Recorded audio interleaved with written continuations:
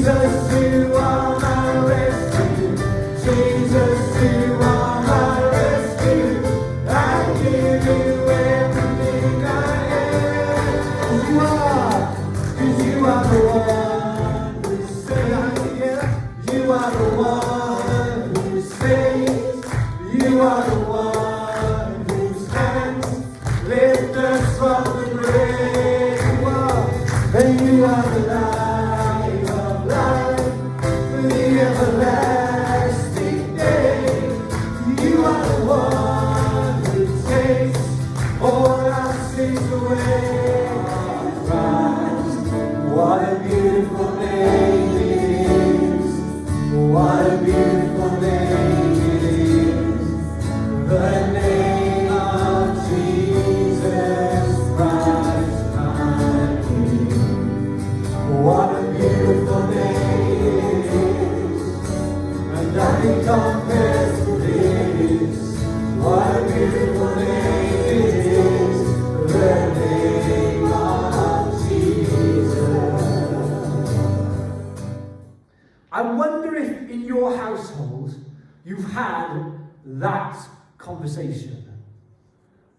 I wonder if you've had that conversation which happens every year between a husband and a wife. It's a conversation that has massive ramifications for your family's life. It's not a small deliberation at all. You know, it's not just a conversation about what you're going to watch on TV that night. It's not just a conversation about what you're going to have for food. You know, it's not about a conversation about what you're going to wear that day or anything like that. It is far more serious. It is the conversation that goes something like this. Darling, are we going to your family for Christmas dinner, or are we going to my family for Christmas dinner? Now let me just get this clear for all of you gents here in the room, because you might not realise the significance of it. If you don't get this conversation right, you could be spending the next 6 months on the couch. It is that serious, I want to say. It is that serious. Are you going to have Christmas dinner with the outlaws, I mean the in-laws? Or are you going to have Christmas dinner with the in-law, with your family? Are you going to be inviting people around to your house? What invitation are you going to accept? Is it going to be from your family? Is it going to be from her family? Is it going to be someone else? Are you just going to go for the third option, and this is the nuclear option, where you say, no, we're not going anywhere. We're staying at home, locking the doors, no one's allowed in, we're having it our way, we're doing what we want. That's dangerous. That is the nuclear option. But let me tell you, fellas, if you're having that conversation, just to let you know, you cannot win. Okay? Just to put your mind, you cannot win with that invitation. Okay?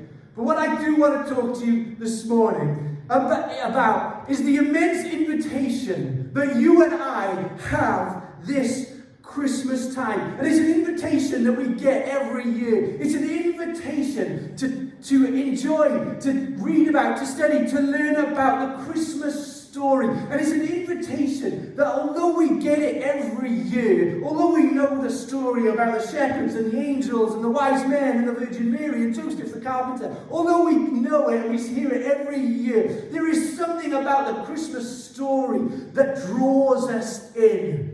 There is something about the invitation, the immense invitation of the Christmas story that is so captivating. But I want to say this morning a few things about the invitation that we have. First off, it's an invitation into His story.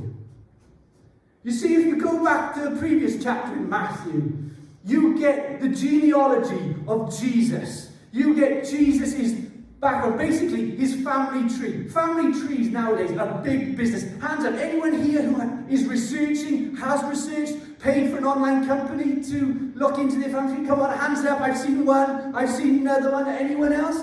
Family history is a big business.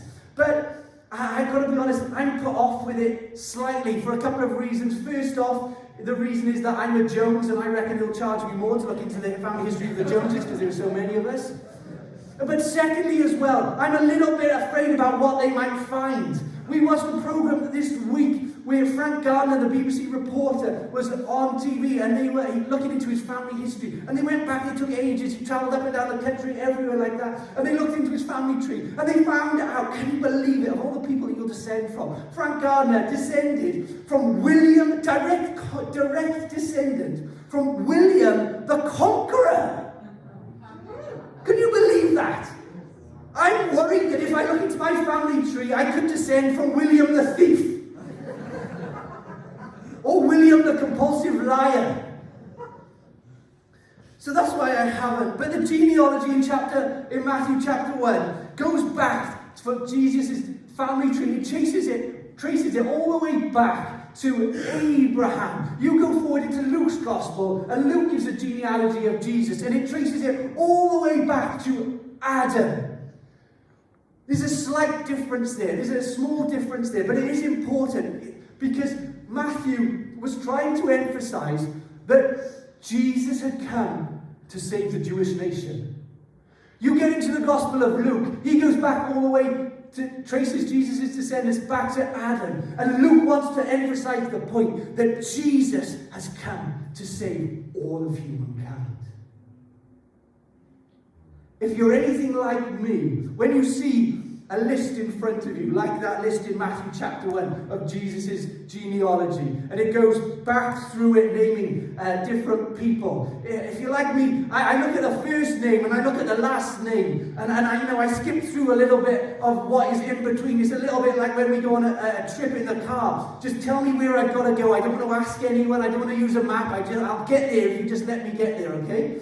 So I kind of skip through the middle names of Jesus' genealogy. But if we do that, we risk losing something about Jesus' history. We risk losing something that is really important. Because in that genealogy, it lists out incredible men of faith and women of faith. It lists out Abraham. It lists out Ruth and David. But not just the heroes of the faith. It also lists out those characters that have rather a shady history, a checkered past, to say the least. It lists out the fact that Jesus actually descended from Rahab the prostitute. It actually lists out the fact that Jesus descended from another shady character called Tamar. It actually lists out some of the terribly evil people who were in Jesus' line, the likes of Abijah and Manasseh, who did terrible, terrible things. And then not just that, it lists out ordinary Joes who just did ordinary life, and the Bible doesn't have to say much about them, like Hezron and Ram and Namshon and Achan. And if I were God at that point in Jesus' family line, I would have done some creative accounting. I would have done some creative accounting, just maybe to Tipex out a few of those names, because I'm not sure that I would like to find those in my family tree. But the immense invitation of Christmas is that we get to participate in his story, but also that God can use your story. Because as I look back through my life, I think back and I think, man, there are some highlights to it. Man, I can look back this week, you did some great things. But there are also some times where I look back and I think, man, Rob, you really messed up. Rob, you really put your foot in it. Rob, you really could have done things better then. And as I look back as well, there are also a lot of ordinary days where it's just a case of getting up and doing what needs to be done.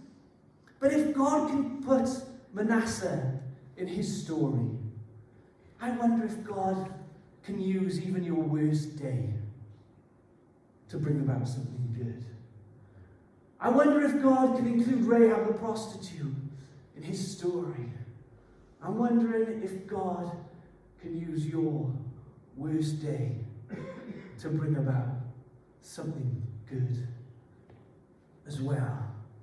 The Christmas story is an invitation to link your story with his story.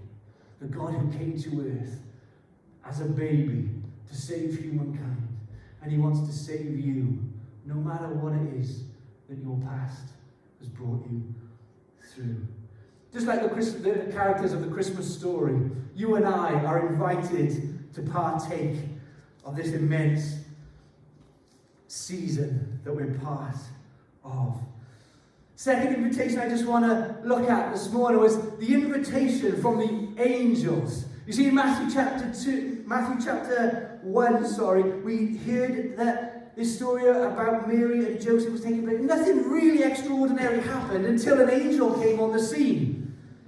And the events surrounding Christ's birth are scattered with angels appearing to God's people. There are 6 of them. The first one was Angel Gabriel announced to Zechariah that he and Elizabeth would have a child in their old age. Second one, Gabriel came to the Virgin Mary with the news that she was the chosen one to bear God's son. Third one, the angel appeared to Joseph in a dream, confirming the manner in which Mary had become pregnant and giving the child his name. Fourth one, I think we're on 4, are we? After Mary gave birth to Jesus in Bethlehem, an angel of the Lord appeared to the shepherds in the fields outside the town. While shepherds watched their flocks by night. The fifth time, an angel of the Lord appeared again in a dream to Joseph to take his family to Egypt to escape Herod's violence. And 6th, an angel of the Lord appeared to Joseph to take his family home. That's a whole lot of angelic activity going on around Bethlehem and around Israel at that time. The angels were all over this story, but why on earth were the angels so concerned? Have you ever sort of considered that? Why did it have to be through angels? It wasn't through a prophet, it wasn't through anything like that. It was always through angelic activity that God sort of announced what he was going to do and guided people. And sometimes people might come up to me and they tell me maybe some spiritual experience that they might have had. And sometimes I might just listen to it and, okay, nod and agree. And I think, where's this going? And sometimes I think, what, have you been smoking? Sometimes I might think, have you been on the whatever? And I just listen and I take it in. And, we all have some crazy times. We go through strange seasons. But you know what? The goal of each angelic encounter from the Bible was to point people to Jesus.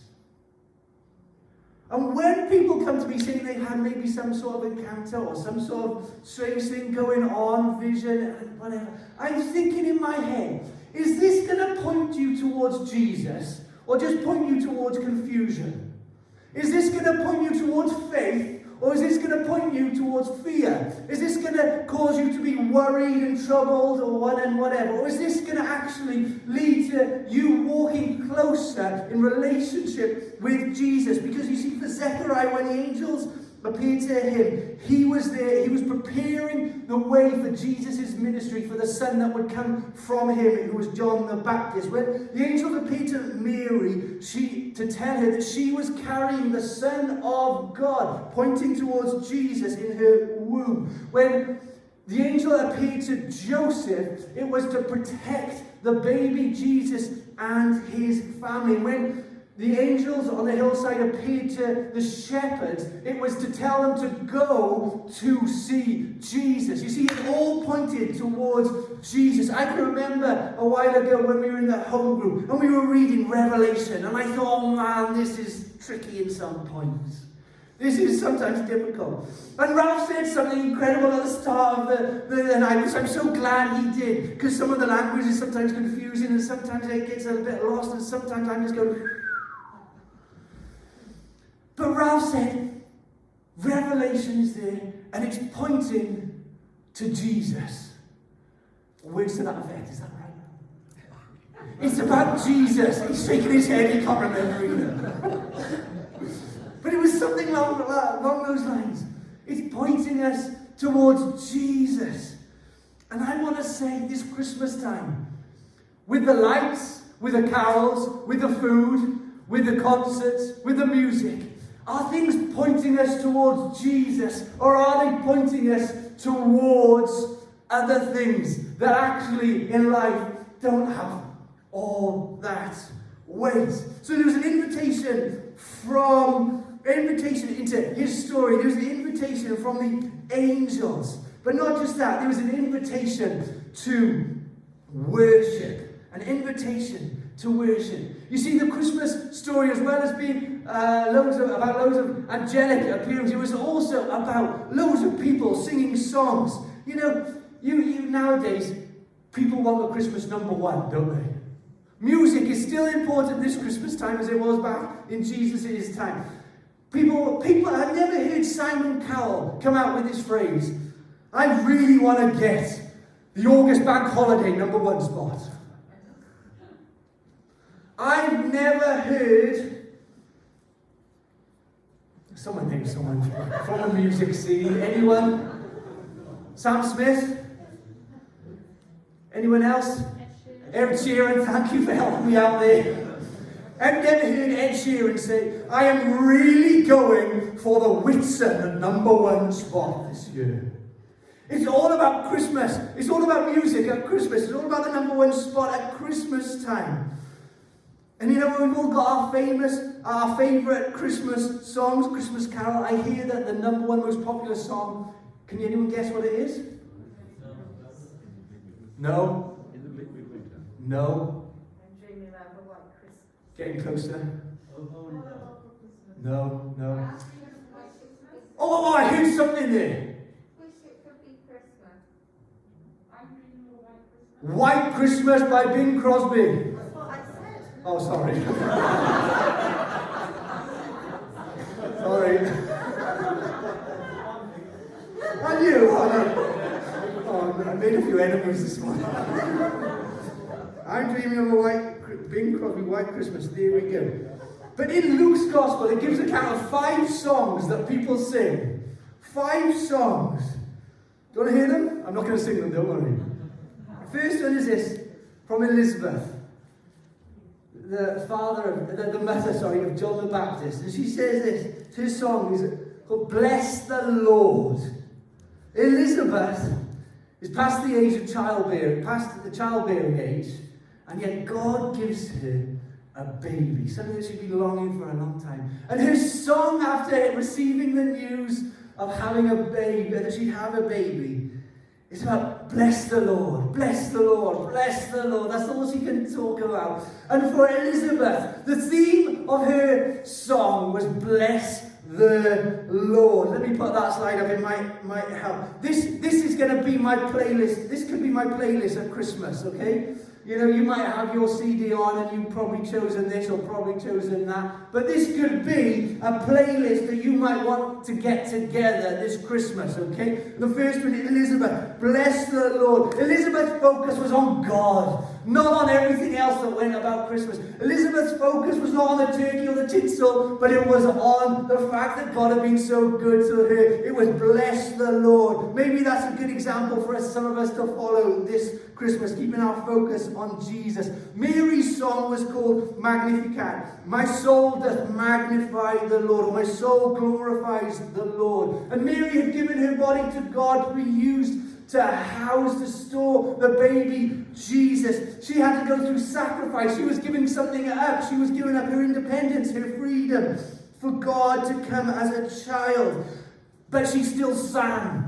She went through sacrifice, but she still sang. And maybe this Christmas you might be going through sacrifice, but you can still sing. Third song on my Christmas playlist is about Zechariah. Zechariah sang this song. Praise be to the Lord, the God of Israel, because he has come to his people to redeem them. Zechariah got excited about the next generation. Zechariah got excited because his son was John the Baptist, who was going to prepare the way for Jesus to come. And Zechariah, we're on that one. Zechariah got excited. I don't know whether you have children at home, whether you have grandchildren, whether you have a family around, whether sometimes they might get on your nerves. Maybe they left another toy out and you trip over it. Maybe they didn't eat all their dinner. Maybe they've said some things that hurt you. Can I say, I want you to get excited about the next generation this Christmas time. Get excited about the fact that you get to spend time with your grandchildren or your children. Get excited about what God can do in their life. Pray into their life. Pray that God would save them at a young age. Pray that God would radically transform them. Get excited about the next generation like Zechariah did. Or maybe this Christmas you want to add this one to the playlist of your Christmas period. The Angels, the song that they sang went something like this. Glory to God in the highest heaven, and on earth peace to those on whom his favor rests. You see, angels, the angel, they appeared in an angelic army. And usually when armies come into land, all they're known for is war. They're prepared for battle. But the angels didn't announce a battle. They announced that peace on earth and goodwill to men. And I wonder this Christmas time if there's a playlist or a song that's going around, and maybe it comes around every year, and it's always a song of conflict. Maybe it's always a song of conflict with you falling out with old Uncle Jeremiah because he snores in his seat when he comes for Christmas. Maybe it's a song of, maybe there's just too much to do and you get complaining and there's arguments and there's strife. How about this Christmas you change the song of your life and you declare peace in your household, and the peace would reign in your relationships, and the peace would reign in your family this Christmas. How about this song from Simeon? He says this: Sovereign Lord, as you have promised, you may now dismiss your servants in peace. You see, Simeon was a faithful, prayerful, obedient, and devout man who had waited in the temple for the coming Messiah. And now when he is in his latter years, maybe even his latter days, he sees the Messiah born in the temple, and he's there and he's realizing that what he's been praying for so long has come into being. And I wonder today if there are prayers in your life that you've been praying for a long time and nothing's ever moved. And none of your family have got saved. And the healing didn't happen. You got hurt. And maybe this Christmas time, you want to change the record of unanswered prayer. And you want to say, God, even if I die, go into my grave with this prayer. I'll keep praying. I'll keep praying. So I wonder what song you want to choose this Christmas time. I've got one more invite for you. It's the invite to the incarnation. And you say, might think, Rob, it's 11:30 on a Sunday morning. It sounds a bit deep. Do you want a fun fact before we go on to it first? Fun fact, right? Okay, just a quick break, let's freshen it up a little bit. Fun fact. Anyone know how many turkeys are probably going to... This is a joke. Anyone know how many turkeys are probably going to be killed this Christmas? Roughly 10 million. Oh, now that's really good if you're a chicken farmer or a turkey farmer. That's really bad news if you're a turkey. Okay? That was just my fun fact. Anyway, the incarnation, the invite to the incarnation says that the conception, let me just read, the conception and the birth of Jesus Christ are supernatural events beyond human logic or reason. And this word incarnation comes from two Latin words. It says in the flesh and in a body. The incarnation in theological terms, if I can get that out, is used to express the doctrine that Jesus Christ is God in a human body. John chapter 1:14 says this: the Word became flesh. And do you want to go away with a really technical word this morning? No, I know I'm going to give it to you anyway. A real word that you might like to write. It's two words actually. Hypostatic union. Woo! I'm just saying that to try and impress you. I know it's not really doing any good. But there we go. Hypostatic union. God is God, and yet He is also a child. And you say, Rob, I don't really understand that. Well, let me ask you a question. Do you understand when you take a picture on your mobile phone that it captures it? And you can send that picture. Do you know how that works? No, me neither. But I understand that someone has understood it and someone does know how that works. And because that works, I get to live in the enjoyment of it. Let me ask you another question. When you surf the internet, do you know how the internet works? No, stop shaking your head, please. Some of you are really clever. And this illustration is really going down the pan really quick. But you use the internet to surf, and you might not know how it works, but you still use it anyway. Some of you, and I know I'm on dodgy territory here, but I'm going to say it anyway. Do you know how a woman's mind works? No, but you still have a wife and you love her with all you've got. I said I was on dodgy ground, forgive me, Lord. Sorry, thank you very much. We need to come to a close. You can't make sense of it, but listen, you still take it in faith, you still believe it. But the infinite, unlimited God took on the limitations of humanity so that he could live and die for the salvation of all who would believe. That's the invitation into the incarnation. Isaiah put it like this: God with us. Literally, God in human flesh. Emmanuel. Isaiah wrote not of a godly man, because there's a difference. Not of a godly man or a man of God, but of the God-man, the Son of God. Himself in sinless human flesh. That Jesus Christ is God. He claimed to be God. He received worship as God. He took on himself sinless human nature so that he could reveal the Father to us. He entered our everyday human experiences so that he could become our sympathetic high priest. He surrendered his body on the cross as a sacrifice for our sins so that we might receive eternal life. Emmanuel, God with us, the incarnation. Evie in our household comes to us every so often. And in our household, let me just explain a little bit of the geography. We've got one toilet and it's upstairs. We've got a toilet upstairs, and when Evie wants to go to the toilet, she'll come to Gemma or myself and say, I need to go to the toilet. Will you come with me? And I've got to be honest, it was really cute for the first 5 times. But after about 5 years, it's getting on my wick. Will you come with me to the toilet? Yeah, of course. And I hold her hand and I go up. And we walk up to the toilet and we come back down. Or Gemma will take her up by the hands and we'll go up the stairs. Sometimes when it's a bit dark. And then she goes, because when we go upstairs, she can't turn the lights on. She doesn't necessarily know where everything is upstairs. But her daddy is with her. And she's not quite sure, maybe sometimes in the night, where she's going. But sometimes her mum will get up with her in the night just to take her to the toilet because she doesn't quite know where she is going. And daddy will go with her, or mummy will go with her. And I want to say to you this morning that he is God, Emmanuel, with us as you go to work on Monday morning. That he's Emmanuel, God with you as you mourn the loss of a loved one. I want to say that he's Emmanuel, God with you as you look for a new job.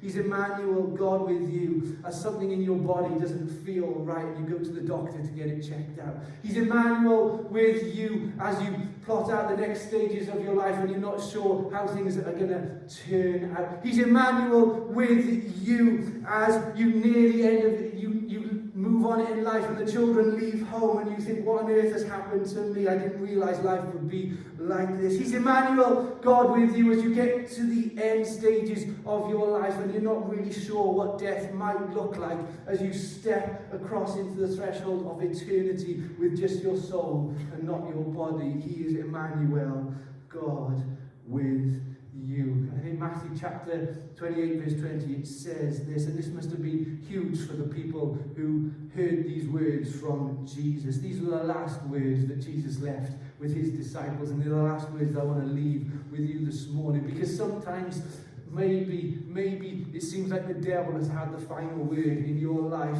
or maybe it seems like the sickness had the final word in your life, or maybe it seemed like depression had the final word in your life, or maybe it seemed like the breakup had the final word in your life. But I want to say to you this morning that God has the final word in your life, and he said this, and surely I am with you always to the very end of the age.